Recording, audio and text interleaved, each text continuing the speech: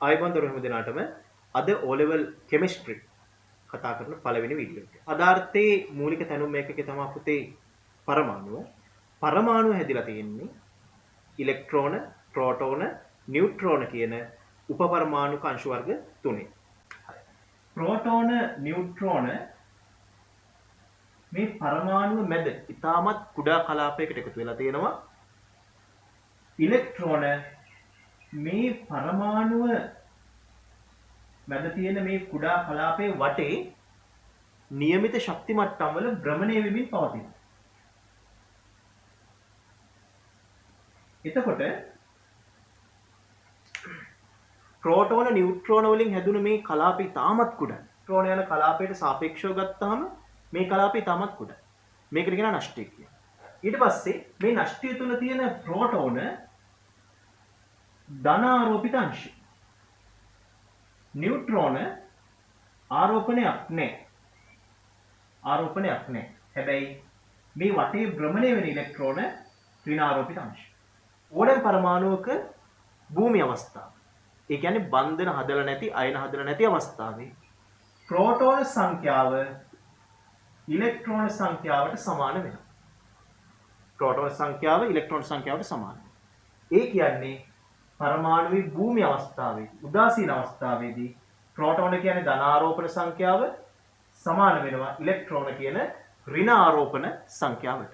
මූලද්‍රව්‍ය කියන්නේ පදාර්ථයක්නේ. එතකොට මූලද්‍රව්‍යයේ තැනුම් ඒකකයේ වෙන්නේ පරමාණු තමයි. මූලද්‍රව්‍යයක් ඒකේ ලක්ෂණ පෙන්වන කොටස් වලට බෙදාගෙන ගියපුවම අවසානෙටම ඒකේ ලක්ෂණ පෙන්වන කොටසකට කියලා හම්බෙන්නේ පරමාණු තමයි. හොඳයි. දැන් අපි බලමු මේ මූලද්‍රව්‍ය වල නිරූපණයන් කීපයක් තියෙනවා. පළවෙනි එක තමයි පරමාණුක ක්‍රමාංකය. ඇටොමික් නම්බර් කියලාත් අපි කියනවා. හරි. පරමාණු ක්‍රමාංකය කියලා කියන්නේ භූමි අවස්ථාවේ මූලද්‍රව්‍ය පරමාණුව තුල පවතින ප්‍රෝටෝන සංඛ්‍යාව. එහෙනම් හරි. පරමාණුක ක්‍රමාංකය සමානයි ප්‍රෝටෝන සංඛ්‍යාව. නමුත් භූමි අවස්ථාවේ ඒ කියන්නේ උදාසීන අවස්ථාවේ හරි ප්‍රෝටෝන සමානයි භූමි අවස්ථාව උදාසීන අවස්ථාවේ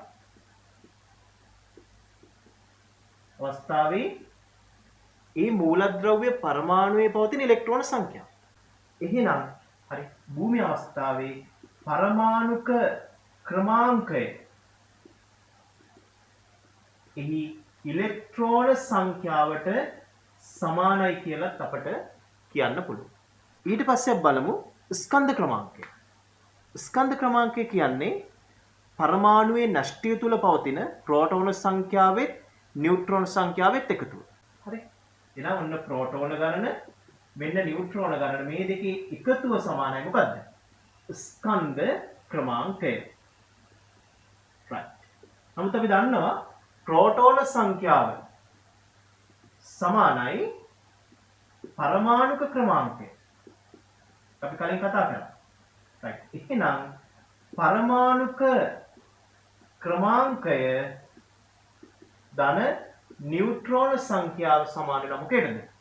ස්කන්ධ ක්‍රමාංකයට.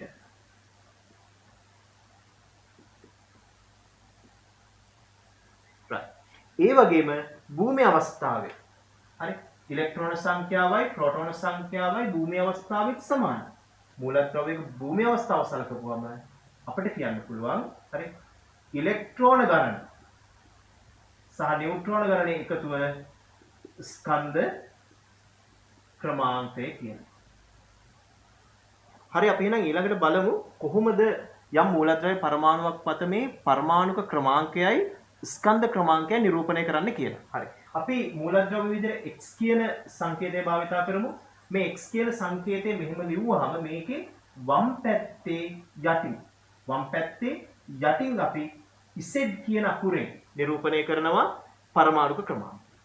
a කියන සංකේතයෙන් අපි නිරූපණය කරනවා ස්කන්ධ ක්‍රමාංකය. right. එහෙනම් හරි z පරමාණුක ක්‍රමාංකය. ඒ වලින් අපි නිරූපණය කරන්නේ ස්කන්ධ ක්‍රමාංකය. එතකොට මේ x කියන්නේ මොකද්ද? මේක තමයි මූලද්‍රව්‍ය සංකේත. අපි ඊළඟට බලමු මේ මූලද්‍රව්‍ය පරමාණුවක් තුල කොහොමද මේ ඉලෙක්ට්‍රෝන ස්ථානගත වීම වෙලා තියෙන්නේ කියලා. ඉලෙක්ට්‍රෝන හැමතිස්සෙම පිහිටන්නේ ශක්ති මට්ටම් වල. ඒතොර මේ ශක්ති මට්ටම් තියෙන්නේ ප්‍රෝටෝන නියුට්‍රෝන එකතු වෙලා හැදුන නැස්ටිය වටේට තමයි මේ ශක්ති මට්ටම් තියෙන්නේ. right. මෙන්න ප්‍රෝටෝන නියුට්‍රෝන එකතු වෙලා හැදුන නැස්ටිය මේක වටේට නැස්ටිය ආසන්නයෙන්ම තියෙන්නේ පළවෙනි ශක්ති මට්ටම. ඊට ඈතින් ඊට පස්සේ පිහිටනවා දෙවෙනි ශක්ති මට්ටම. ඊටත් ඈතින් පිහිටනවා තුන්වෙනි ශක්ති මට්ටම. ඊටත් ඈතින් පිහිටනවා හතරවෙනි ශක්ති මට්ටම. ඔන්න ඔය විදිහට තමයි ශක්ති මට්ටම් පිහිටන්නේ මූලද්‍රව්‍ය පරමාණු. අපි මේවා නම් කරොත් හරි. මෙන්න පළවෙනි ශක්ති මට්ටම වෙනත් අපි ඒක K කියලා නම් කරනවා. ඊට පස්සේ දෙවෙනි ශක්ති මට්ටම L, තුන්වෙනි ශක්ති මට්ටම M, හතරවෙනි ශක්ති මට්ටම N. K L M N කියලා නම් කරනවා. එහෙනම් හරි. පළවෙනි ශක්ති මට්ටම, දෙවෙනි ශක්ති මට්ටම, තුන්වෙනි ශක්ති මට්ටම, හතරවෙනි ශක්ති මට්ටම. දැන් අපිට පේනවා මේ මම ඇඳලා තියෙන විදිය බලන්න පුතේ. right. මේ නැස්ටියයි පළවෙනි ශක්ති මට්ටම අතර දුරට වඩා පළවෙනි ශක්ති මට්ටමයි දෙවෙනි ශක්ති මට්ටමයි අතර දුර අඩුයි. ඊට වඩා තුන්වෙනි ශක්ති මට්ටමයි දෙවෙනි ශක්ති මට්ටමයි අතර දුර අඩුයි. ඊට වඩා 4යි 3යි අතර දුර අඩුයි. එහෙනම් මතක තියාගන්න නැස්ටියෙන් ඉවතට යන විට ශක්ති මට්ටම් අතර දුර අඩු වෙයි. හැබැයි මතක තියාගන්න නැස්ටියෙන් ඉවතට යන්නේ ශක්ති මට්ටම් වල ශක්තිය වැඩි වෙනවා. එහෙනම් පළවෙනි ශක්ති මට්ටමට වඩා දෙවෙනි ශක්ති මට්ටමේ ශක්තිය වැඩි, දෙවෙනි ශක්ති මට්ටමට වඩා තුන්වෙනි ශක්ති මට්ටමේ ශක්තිය වැඩි, තුන්වෙනි ශක්ති මට්ටමට වඩා හතරවෙනි ශක්ති මට්ටමේ ශක්තිය වැඩි. හරි. එහෙනම් නැවත මතක් කරගන්න. එහෙනම් නැස්ටියෙන් ඉවතට යනකොට ශක්ති මට්ටම් අතර දුර අඩු වෙනවා. හැබැයි ශක්තිය වැඩි වෙනවා. අපි එහෙනම් ඊළඟට බලමු කොහොමද මේ පරමාණුවක ඉලෙක්ට්‍රෝන තැන්පත් වෙන ආකාරය කියලා. අපි දන්නවා එහෙනම් ඉලෙක්ට්‍රෝන තැන්පත් වෙන්නේ ශක්ති මට්ටම් වලනේ. හැබැයි ශක්ති මට්ටම් වල ඉලෙක්ට්‍රෝන තැන්පත් වීම හිතුමතේ අපිළිවෙලකට සිද්ධ වෙන ක්‍රියාවක් නෙවෙයි. හරි. ඊටමත් පිළිවෙලට ක්‍රමවත් විදිහට ශක්ති මට්ටමෙන් මට්ටමට ඉලෙක්ට්‍රෝන තැන්පත් වෙනවා. මෙන්න මේ විදිහට නැස්ටියෙන් ඉවතට යනකොට පිළිවෙලට ශක්ති මට්ටමට ඉලෙක්ට්‍රෝන පිහිටන හරි ආකාරයෙන් නිරූපණය කිරීමට අපි කියනවා ඉලෙක්ට්‍රෝන වින්‍යාසය කියලා කියනවා. ඉලෙක්ට්‍රෝන වින්‍යාසය. අපි බලමු. මෙන්න නැස්ටිය තුළ ප්‍රෝටෝන නියුට්‍රෝන තියෙනවා. නැස්ටිය වටේට ඔන්න පළවෙනි ශක්ති මට්ටම තියෙනවා. මේ පළවෙනි ශක්ති මට්ටමේ පුතේ අනිවාර්යෙන් ඉලෙක්ට්‍රෝන දෙකක් විතරයි පවතින්නේ. ඉලෙක්ට්‍රෝන දෙකක්. දෙවෙනි ශක්ති මට්ටමේ ඉලෙක්ට්‍රෝන 8ක් තියාගන්න පුළුවන්. උපරිම ඉලෙක්ට්‍රෝන 8ක් තියාගන්න පුළුවන්. තුන්වෙනි ශක්ති මට්ටමේ ඉලෙක්ට්‍රෝන 18ක් තියාගන්න පුළුවන්. හැබැයි අපි O level මට්ටමේ කතා කරන ආවර්තිතාවගුවේ පළවෙනි මූලද්‍රව්‍ය 20 ඉලෙක්ට්‍රෝන 8ක් වෙනකල් විතරයි මෙන්න මේ තුන්වෙනි ශක්ති මට්ටමට පිරෙන්නේ. ඒකට හේතුවක් තියෙනවා. ඒ හේතුව ගොඩක් වෙලාවට බැඳින්නේ ඔයාලගේ A level කෙමිස්ට්‍රිත් එක්ක. හතරවෙනි ශක්ති මට්ටම ගත්තාම හතරවෙනි ශක්ති මට්ටමේ පුතේ ඉලෙක්ට්‍රෝන 32ක් තියාගන්න පුළුවන්. නමුත් අපට හම්බෙන්නේ ඉලෙක්ට්‍රෝන 2යි උපරිම ඒ කාගේද? කැල්සියම්ගේ. නැවත බලන්න. පළවෙනි ශක්ති මට්ටමේ ඉලෙක්ට්‍රෝන 2යි. දෙවෙනි ශක්ති මට්ටමේ ඉලෙක්ට්‍රෝන 8යි. තුන්වෙනි ශක්ති මට්ටමේ ඉලෙක්ට්‍රෝන 18යි. නමුත් අපේ මට්ටමේදී අපි තියාගන්නේ 8යි. හරි. හතරවෙනි ශක්ති මට්ටමේ ඉලෙක්ට්‍රෝන 32ක් තියාගන්න පුළුවන්.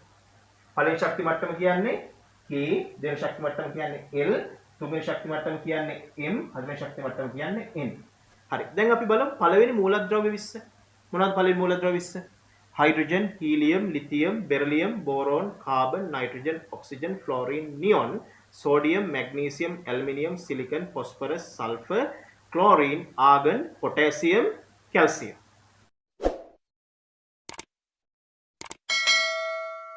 හරි එහෙනම් ඊළඟට අපි මෙයාලගේ පරමාණුක ක්‍රමාංකයයි ඉලෙක්ට්‍රෝන වින්‍යාසය ටිකක් ගලපලා ඉගෙන ගමු. right.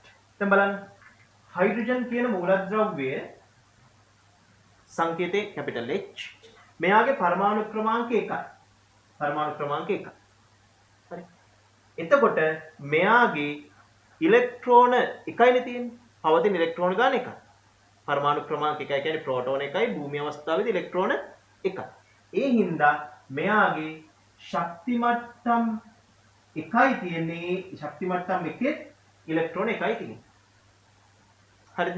ඒ කියන්නේ ශක්ති මට්ටම් ටික මම මෙහෙම දාගන්නම්. K L M N. ඔයාලට මේක ඕන වෙලාවක කියන්න පුළුවන්. පළවෙනි ශක්ති මට්ටම, දෙවෙනි ශක්ති මට්ටම, තුන්වෙනි ශක්ති මට්ටම, හතරවෙනි ශක්ති මට්ටම කියලා කියන්න පුළුවන්. කිසි ගැටලුවක් නැහැ. ඒක අර පැහැදිලි වීම පිණිසයි මම මෙතන ඉංග්‍රීසි අකුරු ටිකක් දාගන්නේ. K L M N කියලා දාගෙන තියෙනවා. right? හරි. right. ඊට පස්සේ බලන්න. හරි. දැන් ඔන්න ඊළඟට එනවා helium. H capital E simple. පරමාණු ක්‍රමාංකය 2යි. මෙයාගේ හරි පළවෙනි ශක්ති මට්ටමේ ඔන්න උපරිම ඉලෙක්ට්‍රෝන දෙක තියෙනවා. දැන් මෙයාගේ පළවෙනි ශක්ති මට්ටම උපරිමයටම පිරීලා.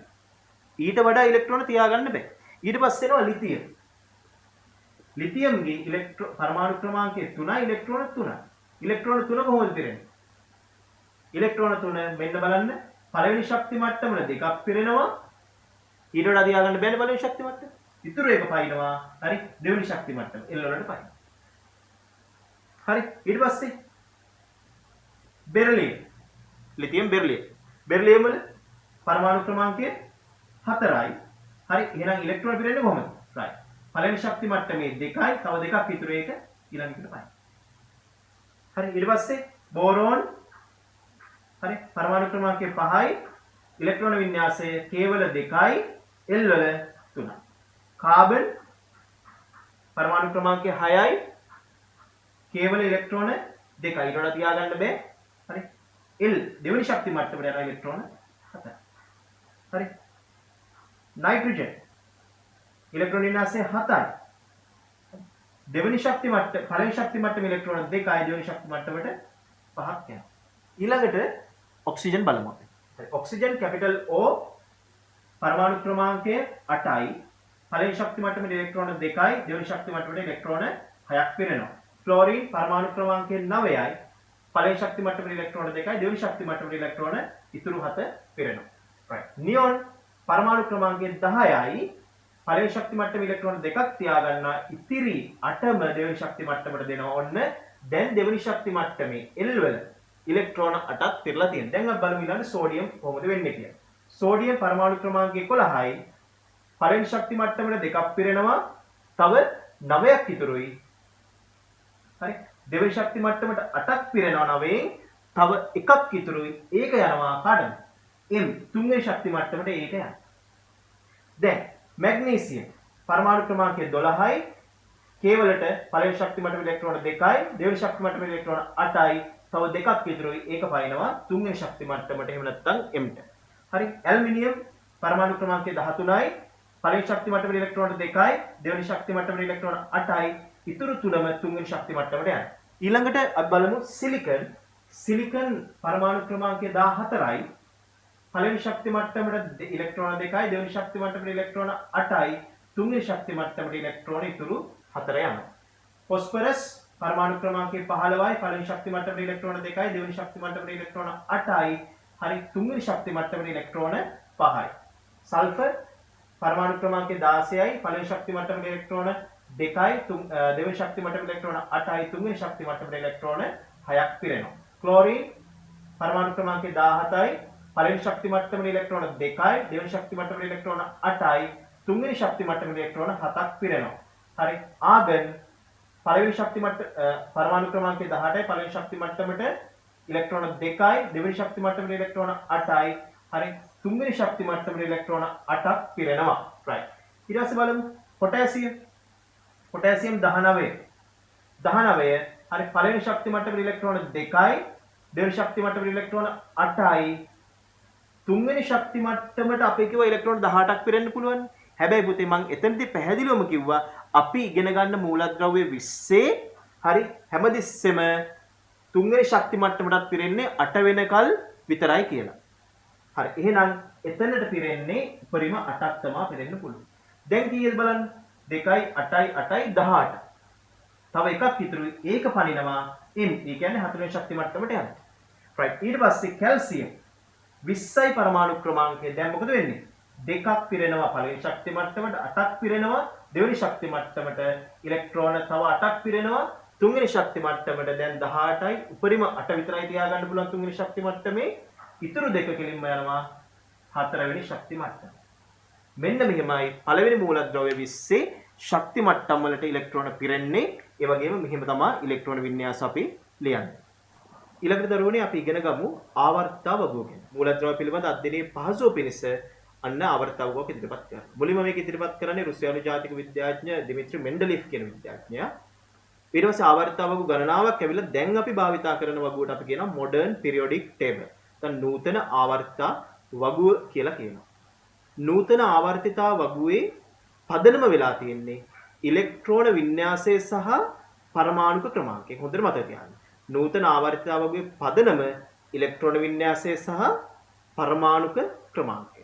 ආවර්තිතා වගුවේ මූලද්‍රව්‍ය පෙළගස්සලා තියෙන්නේ පරමාණුක ක්‍රමාංකය වැඩි වෙන පිළිවෙලට.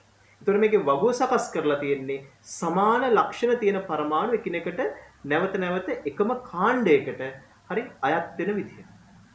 අපි බලමු මේ පළවෙනි මූලද්‍රව්‍ය 20 ඇඳලා මතක තියාගන්න සරල ක්‍රමයක්. දැන් අපි ආවර්තක වගුවට මූලද්‍රව්‍ය ටික පුරවමු. Hydrogen, helium, lithium, beryllium, boron, carbon, nitrogen, oxygen, fluorine, neon, sodium, magnesium, aluminium, silicon, phosphorus, sulfur, chlorine, argon, potassium, calcium. පරමාණුක ක්‍රමාංකයත් අපි ලියාගමු.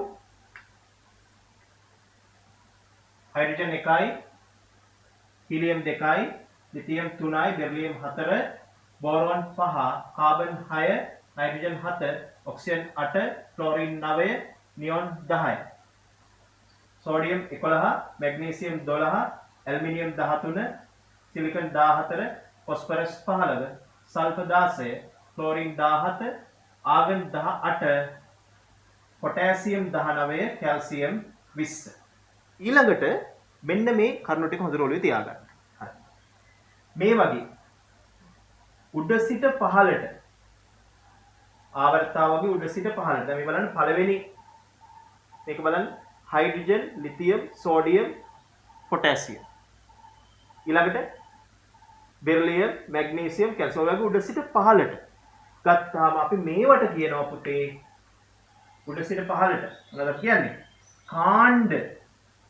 කාණ්ඩ අපිට නම් කරන්න පුළුවන්. අපි සාමාන්‍යයෙන් දාන්නේ රෝම ඉලක්කම් වලින් පළවෙනි කාණ්ඩය, දෙවෙනි කාණ්ඩය, තුන්වෙනි කාණ්ඩය, හතරවෙනි කාණ්ඩය, පස්වෙනි කාණ්ඩය, හයවෙනි කාණ්ඩය, හත්වෙනි කාණ්ඩය, අටවෙනි කාණ්ඩය හෝ බිඳුව කියලාත් අපි ඔකට කියනවා. බිඳුව කියලා කියන්නේ මේ තියෙන මූලද්‍රව්‍ය කලින් ඉලෙක්ට්‍රෝන වින්‍යාස ලියාගෙන යද්දී අපිට තේරෙනවා මෙයාගේ හැම ශක්ති මට්ටමක්ම සම්පූර්ණ වෙන විදිහට තමයි ඉලෙක්ට්‍රෝන පිරෙන්නේ. එතකොට මේ කට්ටිය කිසිම ප්‍රතික්‍රියාවක් පෙන්වන්නේ නැහැ මේ 8 වෙනි කාණ්ඩේ ඉන්න මූලද්‍රව්‍ය සෙට් එකම. හරි. එතකොට ඒ කට්ටියට අපි කියනවා නිෂ්ක්‍රීයයි. වායු හින්දා නිෂ්ක්‍රීය වායු කියලා කියනවා. අන්න ඒ වගේ බන්ධන හදන්නේ නැති හරි කිසිම ප්‍රතික්‍රියාවක් නැති මේ වායුන් බිඳුව කාණ්ඩය කියලා හඳුන්වනවා. ඊට පස්සේ මේ බලන්න මේ තිරස් අතර තියෙන මේ හයිඩ්‍රජන්, හීලියම්. ඊට පස්සේ lithium, beryllium, boron, carbon, nitrogen, oxygen, fluorine, neon. ඊට පස්සේ sodium, magnesium, aluminium, silicon, phosphorus, sulphur, chlorine, argon. ඊට පස්සේ පොටෑසියම්, කැල්සියම්. මෙන්න මේ වගේ තිරස් තීරු වලට අපි කියනවා ආවර්ත කියලා කියනවා. ඒ නැත්තම් පීරියඩ්ස් කියලා කියනවා. එතකොට ආවර්ත අපට සාමාන්‍ය විදිහට 1 2 3 4 කියලා නම් කරන්න පුළුවන්. එහෙනම් කාණ්ඩ 8ක් තියෙනවා ආවර්ත 4ක් තියෙනවා.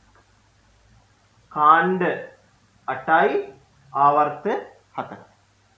right. එහෙනම් බලන්න පළවෙනි කාණ්ඩේ මූලද්‍රව්‍ය ටික ඉක්මනට කියමු.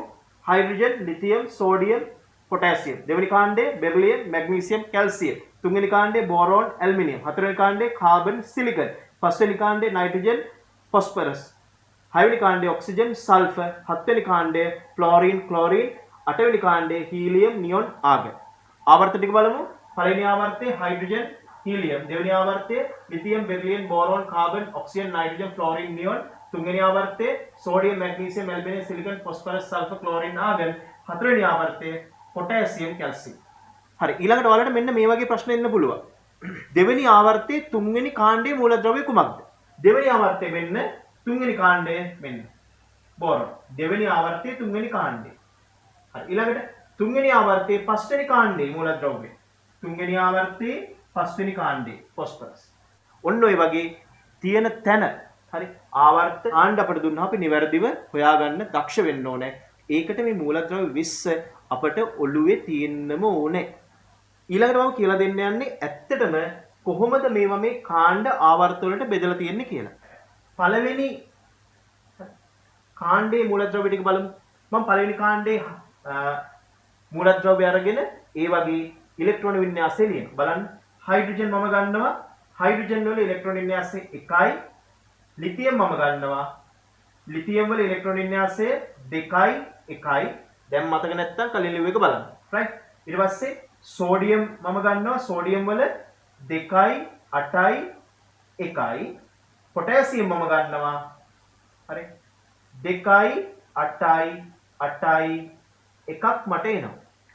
දැන් බලන්න පළවෙනි කාණ්ඩය හැම මූලද්‍රව්‍යකම හරි අවසාන ශක්ති මට්ටමේ ඉලෙක්ට්‍රෝන එකක් වෙලා තියෙනවා.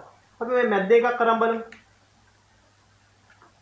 මම ගන්නවා පස්වෙනි කාණ්ඩය නයිට්‍රජන්. නයිට්‍රජන් කොහොමද ලියන්නේ? 2යි 5යි. ඊට පස්සේ ෆොස්ෆරස් 2යි 8යි 5යි. දැන් බලන්න අන්න පස්වෙනි කාණ්ඩේ නයිට්‍රජන් ෆොස්ෆරස් මූලද්‍රව්‍ය වල මොකද වෙන්නේ? අවසාන ශක්ති මට්ටමේ ඉලෙක්ට්‍රෝන 5ක් වෙලා තියෙනවා. එහෙනම් ඔන්න දැන් අපිට නිගමනය කරන්න පුළුවන් යම් මූලද්‍රව්‍යක අවසාන ශක්ති මට්ටමේ ඉලෙක්ට්‍රෝන ගාන සමාන වෙනවා ඒක අයිති වෙන කාණ්ඩයට. හරි, ඊළඟට බලමු ආවර්ත ගැන. දැන් බලන්න දෙවෙනි ආවර්තයේ තියෙන මූලද්‍රව්‍ය සෙට් එක මම ගන්නවා. ලිතියම්. ලිතියම් වල ඉලෙක්ට්‍රෝන වින්‍යාසය ලියමු 2යි 1යි. right. බෙරිලියම් යට ලියාගෙන යන්නම් මම. හරි. ලිතියම් 2යි 1යි 1යි. බෙරිලියම් 2යි 2යි. බෝරෝන් 2යි 3යි. කාබන් 2යි 4යි. නයිට්‍රජන් 2යි 5යි. ඔක්සිජන් 2යි 6යි. ෆ්ලෝරින් 2යි 7යි. නියොන් 2යි 8යි. තුන්වෙනි ආවර්තයත් ගමු. සෝඩියම් 2යි 8යි 1යි. මැග්නීසියම් 2යි 8යි 2යි. ඇලුමිනියම් 2යි 8යි 3යි. සිලිකන් 2යි 8යි 4යි. ෆොස්ෆරස් 2යි 8යි 5යි. සල්ෆර් 2යි 8යි 6යි. ක්ලෝරින් 2යි 8යි 7යි. ආගන් 2යි 8යි 8යි. දැන් බලන්න එහෙනම් දෙවෙනි ආවර්තයේ තියෙන සියලුම මූලද්‍රව්‍ය වල ඉලෙක්ට්‍රෝන පිරෙන්නේ ශක්ති මට්ටම් දෙකකට. තුන්වෙනි ආවර්තයේ තියෙන මූලද්‍රව්‍ය සියල්ලගේම ඉලෙක්ට්‍රෝන පිරෙන්නේ ශක්ති මට්ටම් 3කට. එහෙනම් අපිට නිගමනය කරන්න පුළුවන් ශක්ති මට්ටම් ගණනට සමානයි ඒ මූලද්‍රව්‍ය අයිති වෙන ආවර්තය.